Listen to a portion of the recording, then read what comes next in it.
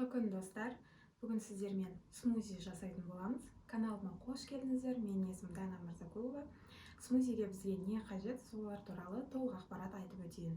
Банан қажет, алма, ванилин міндетті түрде, және де сүт, сонымен қатар блендер қажет.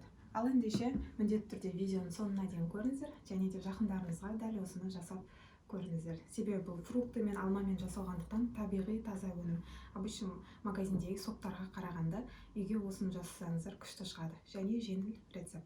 Банан қабығын ашып турап алдым. Енді алманы да барлығын қабығынан ашып бөлетін боламын. Алма және банандарды қабығын ашып турап алдық. Енді қосамыз осы қоспаға. Әлі сүт ешнәрсе қосқан жоқпыз. Қазір бірден сүтті қосамын.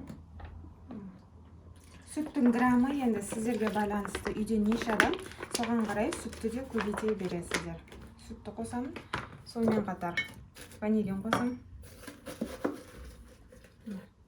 Ванилиннен біраз қасық қосамын. Осыны енді блендерден жақсылап өткіземін.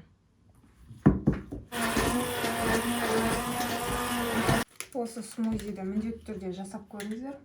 Уже дәмін көрдім. Ішіндегі алма да, банан да барлығын біріктірдік. Ванилиннен, именно осы ванилинді қосыңыздар. Қазір мен мысалы сахар ешнәрсе қосқан жоқпын, яғни сахарная пудра, шекер де қосқан жоқпын. Соның өзінде осы ванилиннен біраз қасық қосқан соң дәмі жақсы шықты. Міне. Денсаулықтарыңызға да пайдалы, ешқандай зиянды қоспа жоқ. Сондықтан міндетті түрде бала-шағаларыңызға, өздеріңізге жасап көріңіздер.